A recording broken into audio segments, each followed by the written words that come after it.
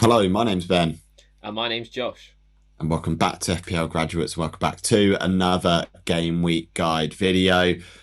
As always, we've got some European fixtures to contend with midweek before the deadline on an earlier time on Friday. So don't make sure you don't miss out on that deadline and get caught out by that early game. It's West Ham against Leeds, isn't it? That is the early one. So looking forward to that. Without further ado, let's jump straight into some of the themes of this game week and some of the questions that you've had. Indeed. So yeah, it's a bit hectic this week. Only 3 days between the end of the game week and then the start of the next. A lot of questions coming in specifically around forwards. Some in particular that we'll go on to. We'll be covering off some of the best £8 million midfielders, best defenders, captaincy as always, and then yeah, obviously our team reveals will be posted tomorrow. So yeah, make sure you stay subscribed if you haven't already. We'll kick it off with Victor Gyokeres for a little time stamp. We're recording this at 7:30 on Wednesday night. You'll probably see this late Wednesday night / Thursday morning. But yeah, so we've seen Victor Gyokeres get a brace for Arsenal against Atletico Madrid, albeit a rather fortunate brace it seemed like with the finishes, but it definitely gives him a boost of confidence going into this week. A lot of people were asking, do I sell Gyokeres, what to do with Gyokeres, etc, etc. I think you just have to look at the fixtures down there and see Palace, Burnley and Sunderland, and it's a definite hold for me. I wouldn't even move him to Saka because I think on any given game they could outscore each other. So it's just like it's one of those ones where you need to have both or just sort of settle on one.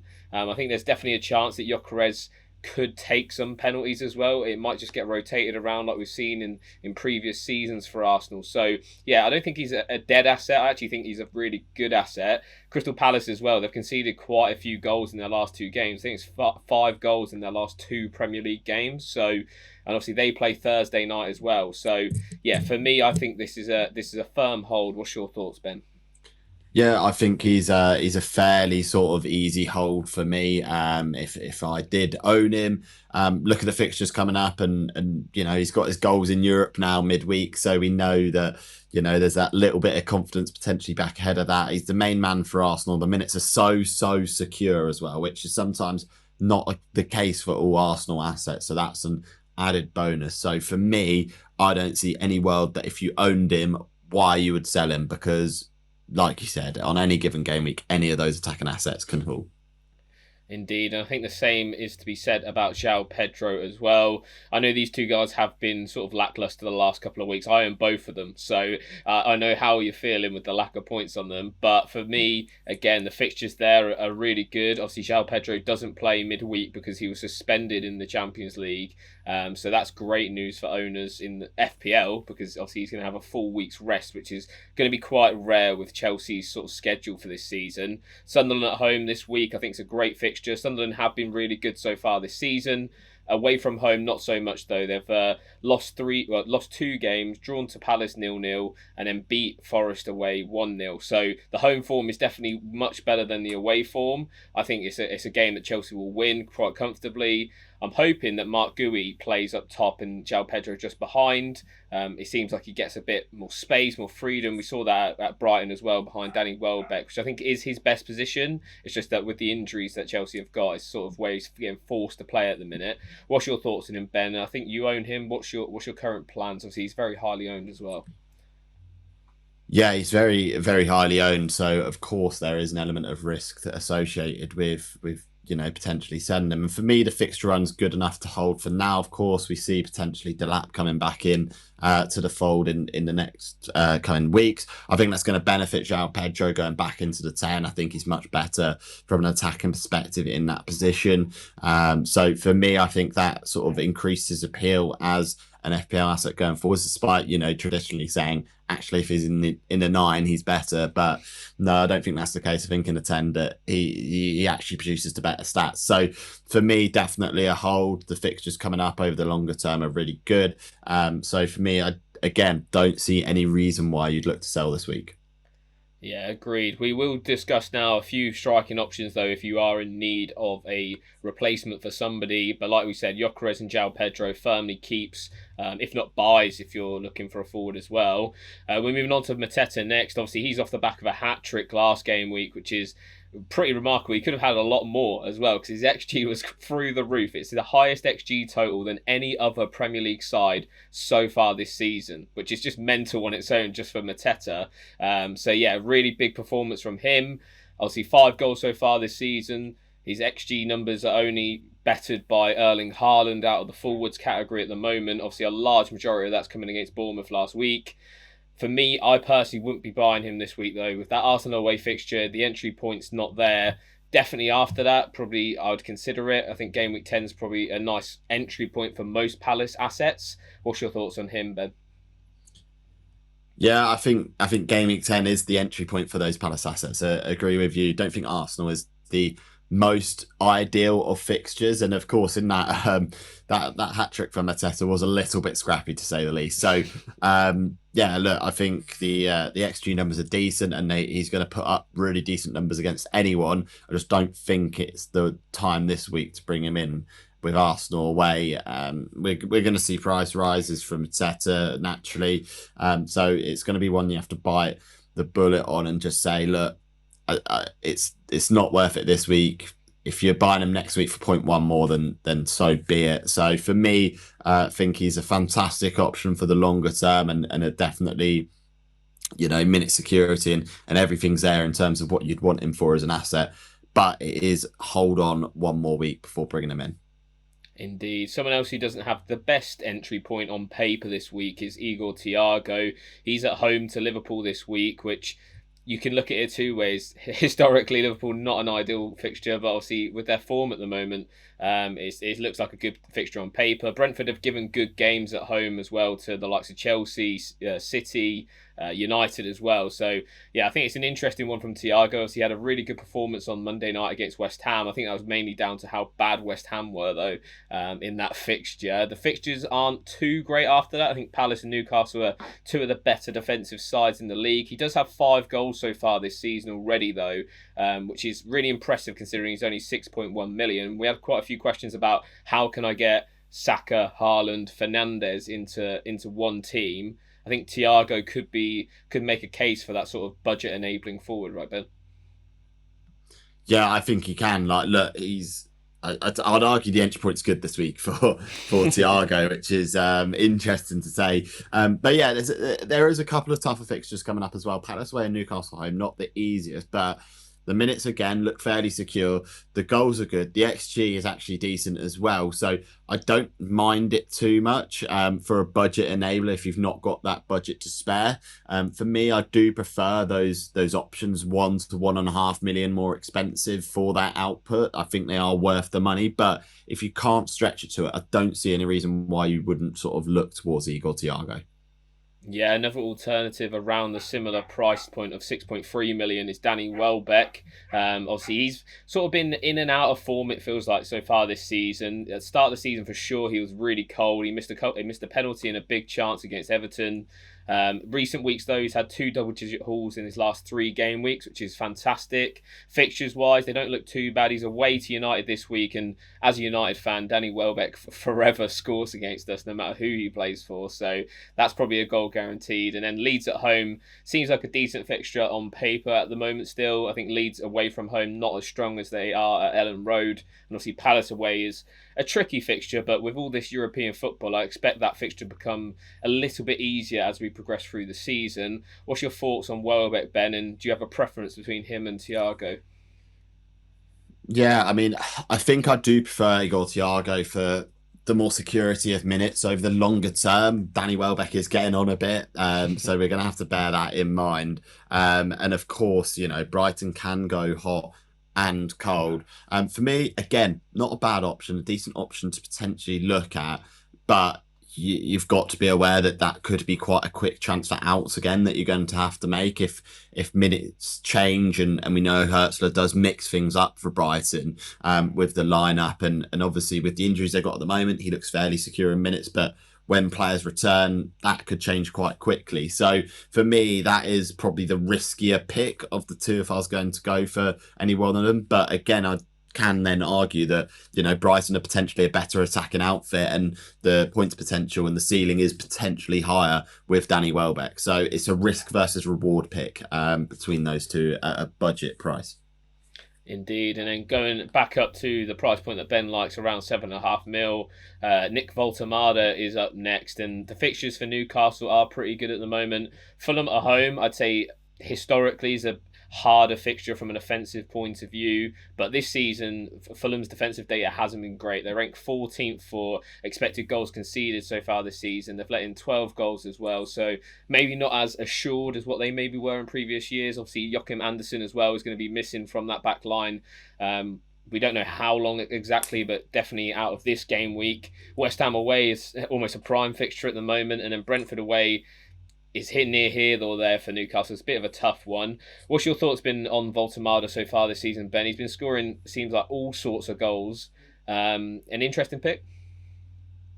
Yeah, very much an interesting pick. I think he's got a lot of potential and will be an asset that keeps you ticking over. We've not quite seen that mega haul potential yet, because it's been sort of goals here and there.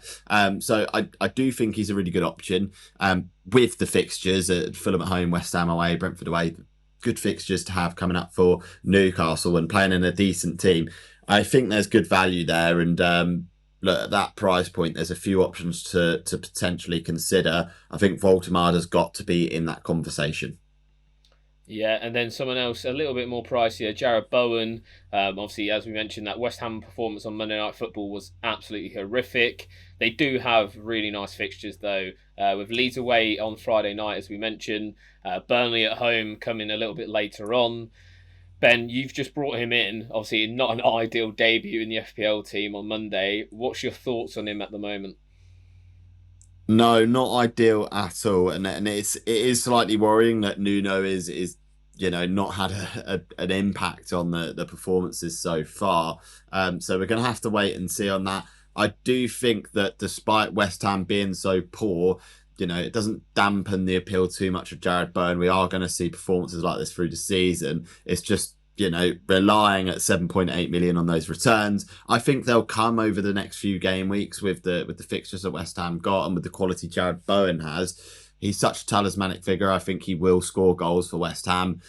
They may not perform very well, and it might be a frustrating watch at times, for us Bowen sort of owners, but I do think he will get those returns. So for me, I'm not too concerned at the minute with owning him. It probably wouldn't be one that I'd advise to buy currently, just because of how bad they looked on Monday. But that narrative could very well change quite quickly, especially with how good the fixtures are. So one to monitor, I'd say, more than anything. Yeah, definitely a keep if you owned him already. The final four we're going to discuss then is going to be Krupi Jr. Obviously, came into the Bournemouth team at the weekend due to Evan Nilsson being injured. It's his first start in the Premier League. He bagged 2 goals. I said pre-match as well in our Patreon that is one to keep an eye on because it's obviously a 4.5 mil striker starting for a Bournemouth attack that no matter who is playing in it, seems to score goals. So yeah, really interesting option. Obviously, we don't have a ETA in terms of Evan Nilsson returning from injury, so we'll probably wait for that on Friday when we get that press conference from Iraola.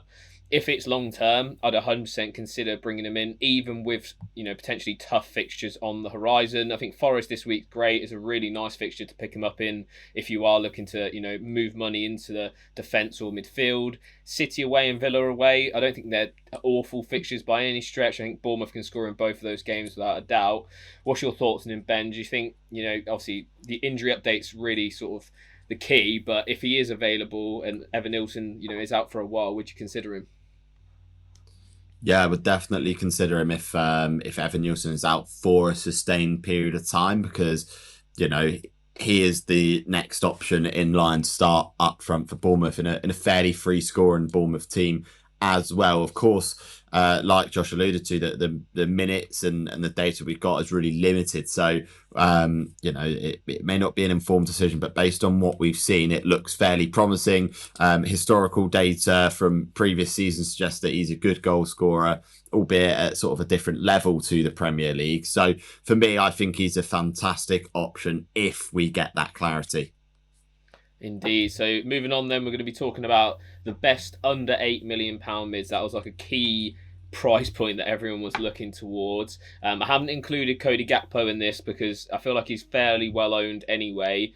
But that's up to you whether you want to go and purchase into this Liverpool attack at the moment. Obviously, we have the lineup for Liverpool tonight, and Mo Salah was dropped out of it with Isak, Ekitike, and Gakpo all starting against Frankfurt. So very interesting. We haven't really seen Mo Salah get dropped too often from that Liverpool team. Wondering if it will become more of an occurrence going forwards. Starting off though with some of our choices, and this is my personal favourite, is Bryan Mbeumo. Obviously off the back of the goal at Anfield last weekend, United's fixtures from now until AFCON are pretty good. They're not amazing, but they're, run of the mill. You'd take them on a budget sort of fixtures. Brighton at home this week, I think it's going to be an interesting one. United just need to push on really and get results against these sort of teams that they tend to struggle in the past. I think I saw a stat earlier in the week that United have won once against Brighton in their last 8. So not nice reading, but I would say that, the new attack with Mbeumo, with Cunha, with Šeško when he does start, it does look good so far this season. What's your thoughts on it, Ben, as a non-biased Man United fan? Yeah, I mean, I'm not gonna sort of get ahead of myself and say it's an absolute must buy. For me, again, it's a monitor of Manchester United as a whole. I'm still not convinced by them, despite sort of a decent Liverpool performance, but they were helped by a poor Liverpool defence. So for me, I want to see how they really get on, particularly against, particularly over the next 3, to understand really sort of where they are from an attacking perspective. I do think if you get ahead of the bandwagon early and getting on Burmo, there's potential to really sort of jump ahead of the crowd. For me, I'm not quite willing to sort of stick my neck out and say, yes, he's absolutely a brilliant option, because 8 million still, a fairly sort of sizable price tag to pay for him at this current moment in time. But we have also seen in, particularly last season, how good he can be. So it's always one in Burmo to bear in mind, despite, whether United look in good form or not, he's always going to sort of be a potential option for our teams. Indeed. Then moving on to a Chelsea midfielder now, we've got Pedro Neto up next. Obviously, when we spoke about Joao Pedro, said the fixtures are pretty nice at the moment. Obviously, Neto so far has 3 goal involvements so far this season. He looks to be, in my opinion anyway, the first choice winger for Chelsea at the moment under Maresca. 7 million is not a bad price to pay for someone who's, relatively involved in goals. What's your thoughts on Neto, Ben?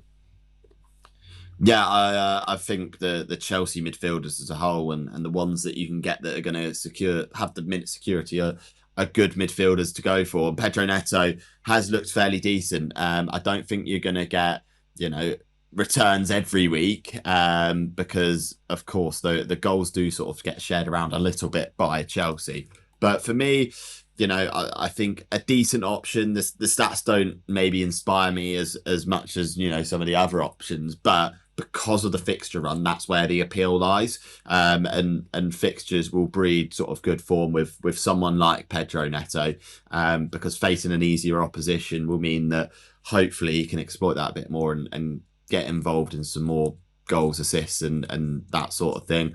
I will say, of course, 2 goals, 1 assist. I think the assist threat is more there than the goal threat itself. Just the way Chelsea are playing and just the way the stats are sort of we've seen so far from Neto. So for me, again, I don't mind it. I'd probably, for myself, not rush into buying him in my team, but think he is a decent option nonetheless. Yeah, we also have Enzo Fernandez back as well. He starts for Chelsea in the Champions League tonight against Ajax. For me, I think I'd personally just prefer Enzo just about if we could guarantee his minutes. But obviously, with him starting, coming back from an injury against Ajax, it'll be sort of a question mark for the weekend there. So yeah, like Ben said, probably one to monitor. Leandro Trossard is next on our list. Obviously, he didn't start for Arsenal against Atletico Madrid. He has started all 4 of their last Premier League games, though. Fixtures for Arsenal are really good. I'd even say that Palace entry point for Arsenal assets this week is still really good, especially from an attacking point of view, because Palace have been conceding goals at quite a rapid rate as well. So yeah, I don't mind him at all. If the minutes is going to be the question mark, obviously with Martinelli scoring as well, it does beg the question, will Trossard start again? We could see Eze get pushed out left as well. So it's one of those, if you want to take a risk, I don't mind it. I don't think he's cheap enough to sort of validate that risk, though, in my opinion, at 6.9 million. But, he's got a goal and assist, so he's worth talking about. What's the thoughts on him, Ben? Yeah, I mean, I'd be keen on him on a one-off basis for this game week in isolation, but anything other than this week, you cannot be so sure of his minutes. He's going to get a maximum of 60-65 minutes in any given case, because he will be the first one to be subbed off in those attacking areas, barring any injuries. So for me, I'd be keen on him if you were on a free hit this week, but I don't see many managers doing that. So for me, I'd probably steer a little bit clear. He's, like you said, just that little bit too expensive to justify the risk there. Yeah, indeed. Going to a little bit cheaper depths now. We're at 6.5 million with Ismail Sarr.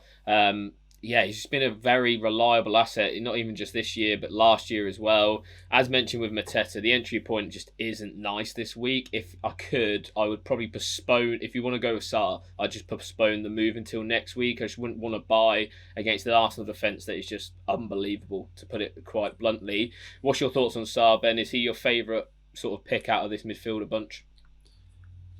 Yeah, I'd say so. I think he's probably my favourite pick. Of course, the entry point not ideal, but as you can see, from the goals, assists, XG and XA, he does match up and perform to the standard that we expect, which is always nice to see. So for myself, I think Ismail Assar is one of those better options, but again, like you said, the entry point is not worth it this week, because of Arsenal's defensive sort of capability. So for me, it's for any Palace assets, it's waiting a week before bringing in, if you haven't done already. Yeah, indeed. We're going to take a look at a couple of DEFCON options then if you want to go real cheap. Moises Caicedo's at first. Obviously, just unbelievable at picking up DEFCONs so far this season. It'll be interesting to see how he gets on, though, in these easier quote-unquote games. With Sunderland and Wolves, those two home fixtures, will he still pick them up in those games? He's obviously been one of the highest scoring midfielders so far this season, mainly due to those 3 goals that he's managed to pick up so far this season. If he continues to pick up a attacking return, that is, every other week or every other couple of weeks, I think he will be a very good option and one of the highest scorers potentially in the midfield category this season. It's just whether he can sustain that momentum, Ben, isn't it? Yeah, I don't think the attacking stats are sustainable from Caicedo's perspective, unfortunately, which reduces the appeal for me. And of course, because of the price rises, that dents the appeal, is sort of twofold there. So for myself, it's probably not one that I'd go for or recommend going for, because 3 goals at this point in the season is really sort of unheard of for Caicedo as a player in his career.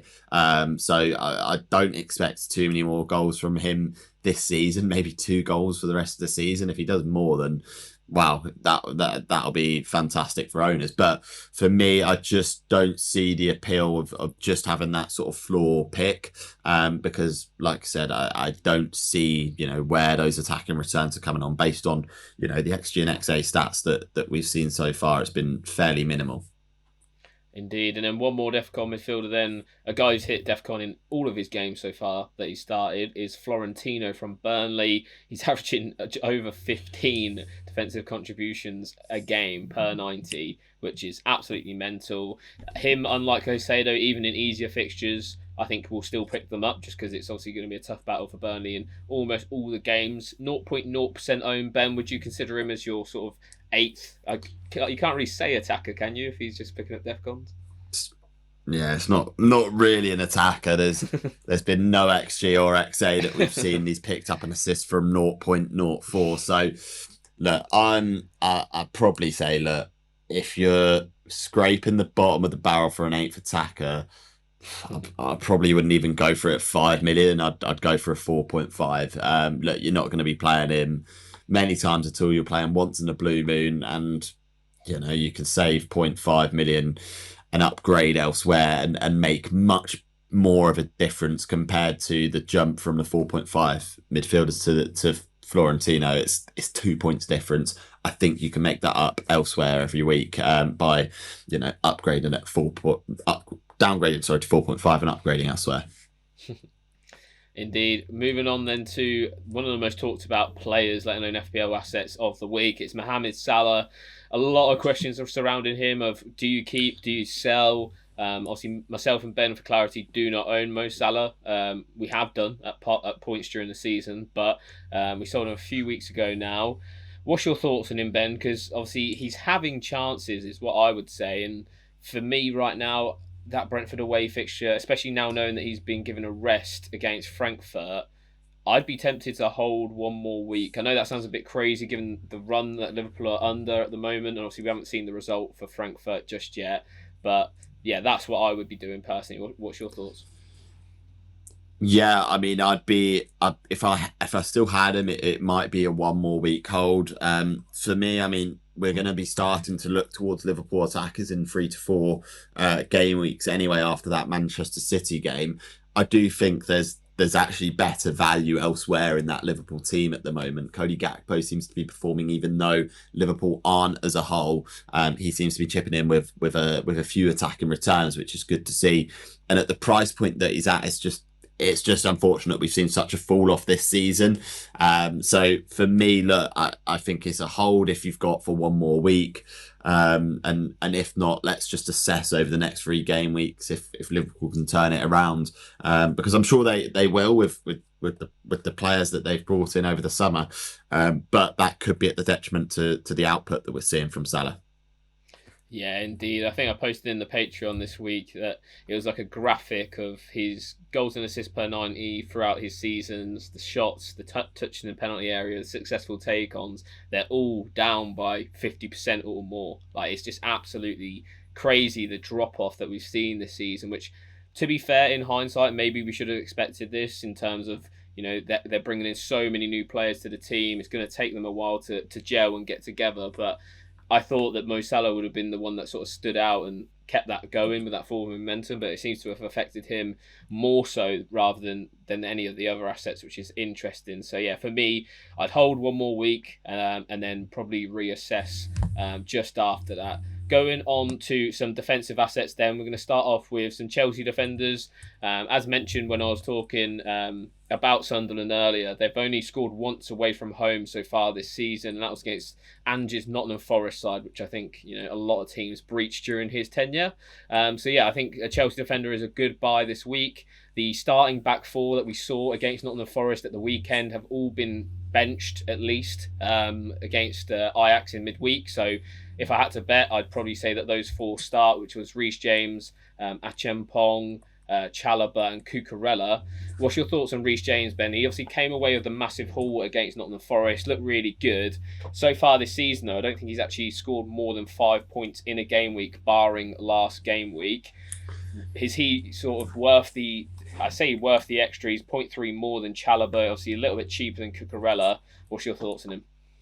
Yeah, I mean, you're not going to get too many defensive contribution points from him. As you can see, the drop off is maybe 40% less than what we're seeing from Chalobah. So for me, I'm intrigued. I don't think we've actually seen enough to sort of say yes or no. I think at 0.3 more, it could be worth the risk just based on how historically he's been from an attacking perspective, really attacking. If he can get back to his best, then we can expect to see performances like this happen on a more regular basis, like we saw last week. It was maybe 3 seasons ago that we saw Reece James really sort of fly off with 14, 15, 16, 17 point hauls. And that was, happening at a fairly regular rate. As huge hauls like that go, they're fairly irregular, but he was producing some really good performances. So I'd be tempted to spend that 0.3 more for the attacking potential that we see here. If we can get similar performances going forwards, then that's really exciting for FPL managers. Yeah, indeed. Trevor Chalobah, as I previously mentioned, I think has got a case of his own, though. I think minutes-wise, I'd say he's probably the most secure out of the centre-backs in general. Obviously, his DEFCON per 90s just over 9, so definitely not like a regular hitter, like you'd say maybe Senesi or someone like that, but I'd say he'd probably pick up maybe once every couple of weeks, something like that. Will he pick up against Sunderland? Probably not, just because there's not going to be as much defending to do. Sunderland don't rank very high for crossing either, which obviously is one of the easiest routes to DEFCON so far this season that we've seen. What I would say though is that the attacking threat is there. He has 2 goals from set pieces so far this season, which is pretty decent. And it's not just as if it's a fluke. We've seen it in seasons gone by that Chalobah does tend to pick up the odd goal here and there from some set pieces. So yeah, maybe if you're maybe concerned of Reece James' injury history, something like that, then I think Chalobah's a good alternative. Would I go any cheaper in that Chelsea defence right now? Probably not, unless you're going to go to Acheampong and you're willing to just have a dead spot on your bench of a £3.9 million defender, then maybe. But for me, I'd just be considering Chalobah or Reece James. I just don't think any of those guys have got good enough minutes at the moment unless we see them get sort of reintegrated to the team. What's your thoughts on the cheaper ones, Ben? Yeah, I mean, I agree. There's an element of risk with that, isn't there? So for me, I definitely prefer one of the more expensive Chelsea defenders, just so you can get that security of minutes, etc. Robert Sanchez might not be a bad shout either, just given that he is at a fairly similar price point to Chalobah, and again the minute security is there as well with him, and the potential of a save point here and there. So yeah, for me, I think Chalobah or James is probably the better of the options there.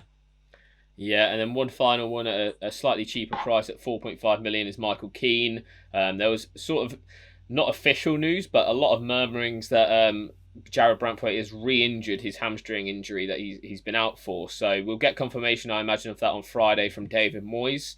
It does make Michael Keane a fantastic option, though, and he has been a very good option defensively so far this season. He's averaging 9.99 DEFCONs per 90, which is obviously less than Tarkowski, but he is 1 million less than Tarkowski. So 4.5 million, 0.9% owned. The fixtures for Everton aren't bad from a defensive point of view. After Spurs, you've got Sunderland away, Fulham at home, 2 teams that don't score crazy amounts of goals. What's your thoughts on him, Ben? Do you think he's a worthy consideration? Obviously, Anderson just going down with an injury, it could be a nice sideways move. Yeah, he seems like the Anderson replacement, to be honest. With Everton being fairly defensively secure, and that's it shouldn't be a surprise to us FPL managers, albeit surprised me slightly more than I expected in terms of how much better they were than I thought they were.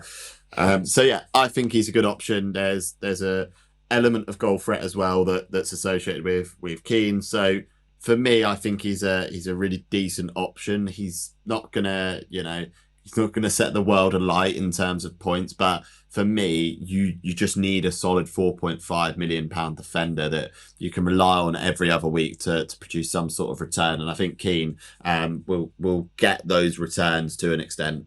So yeah, for me, I think he's a very much a good option. Nice. Now, going into the captaincy for this week then, it's fairly straightforward, right, Ben? It's going to be Erling Haaland for the both of us. Obviously, we don't have the conundrum of owning a Mo Salah, so it sort of takes that option off the table. If you did own both, Ben, would you still be going Haaland? I think it's just fairly simple. I would. Salah's low enough owns that you can get away with not captaining him. So for me, I think Haaland is the much safer captaincy choice. He's in such good form that I don't think you can sort of really ignore him at the moment. Albeit it's a little bit boring, but it's just the state of play with FPL at the moment.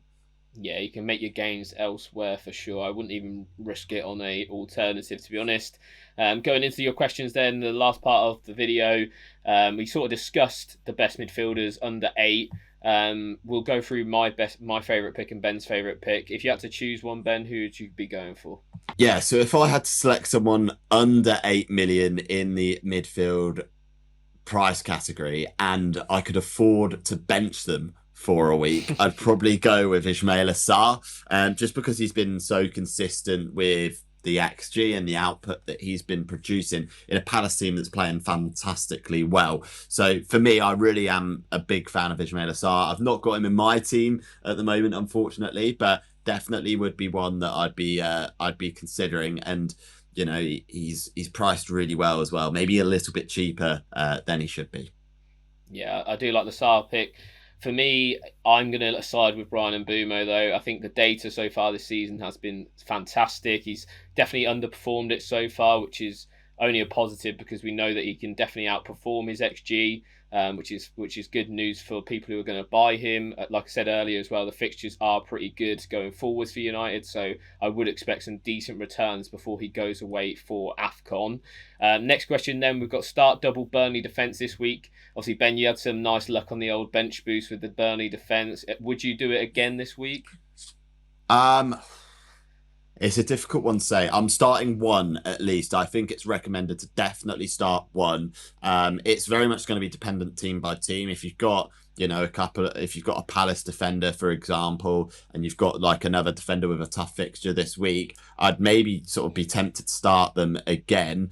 What you get with the double Burnley defense, especially with Esteve, who's quite popular, and Dubravka, is you get save points and you get defensive contribution points as well from them, generally for every game as well, because of the quality of the team that Burnley are. So I'd be, if you're in a position where you sort of got a couple of options that don't have great fixtures this week, I'd definitely look at it. For myself, I'm looking at starting one of the two at least. So for me, definitely starting one is recommended. Yeah, it's going to be interesting. Obviously, they are away to Wolves. Wolves haven't been great at all this season, so I certainly wouldn't put you off it. I just know that Burnley defensively are much better at home than they are away from home. So just food for thought there. I think definitely one is fine. It's just whether you want to sort of double it. Like Ben mentioned, it depends on what sort of defenders you have available. Next question then, we've got best goalkeeper to buy. I will leave this one to you, Ben, because I just have horrendous luck, and that's why I've gone with Raya for my keeper. Yeah, look, I don't think you can go too wrong with someone like David Raya, or Sanchez, to be honest. And having the Burnley keeper on the bench as well is a decent option too. I mean, we've not seen like loads of clean sheets so far this season, but in terms of keepers recommended, I wouldn't go too far away from those three guys, and go for two of the three. Maybe not both the expensive ones, but yeah, I think that they're probably the best options. If you want to go outside the box, maybe Pope, Petrovic maybe. of Bournemouth, maybe Nick Pope, but no one really fills me with much excitement. But what it needs to be is a set and forget option, which is important. So you need to be sort of happy that you'll own them over a fairly long period of time. Yeah, definitely. I think the one piece of advice I'd give is I'd pick a keeper that plays for a good defence that doesn't tend to get a lot of defcons. So, Arsenal's a good example of that. Gabriel has picked up a few defcons, but he's not very consistent at it. Whereas if you're picking someone like Petrovic, Senesi picks up defcons every week, right? So, yeah, I'd probably just edge it to one of those defences more, because then you're sort of covering off that defence without limiting your defcon output in your team. Last question then, what to do with Spurs players? I'm going to be really blunt and just say sell them as an overall sort of measuring stick. The fixtures are getting tougher. They're obviously in Europe now as well, which is proving to be quite a strain, I think, on that squad with the amount of injuries that they've got at the moment. We're seeing, Romero's gone down injured now. It seems like that's going to be a couple of weeks at the time recording. Again, we'll get confirmation on that on Friday. But what's your thoughts, Ben? Yeah, I mean, I've got two Spurs players in my team, and I'm looking at potentially selling one of those this week. So, yeah, it's definitely in consideration to look at potentially selling, if not this week, next week. So, yeah, I think I agree with sort of Josh's sort of thoughts there. It might be difficult to do with maybe one free transfer, because there might be a few moves you want to make as part of that, but yeah, for me, I'm certainly looking at the option of selling my Spurs players. Okay, then, so that wraps up quite a lengthy Game Week 9 guide this week. Obviously, hopefully we answered all your questions. We wanted to go through the forwards in quite some depth because there was just so many questions about the forwards. So I thought we'd talk through some of the favourite and most popular picks. Yeah, hopefully you guys enjoyed it. If you did, leave a like. Yeah, absolutely. As Josh said, make sure to like, comment, and subscribe to the FPL Graduates. I've been Ben. I've been Josh. And we'll see you guys Next time, have a good game week, everyone.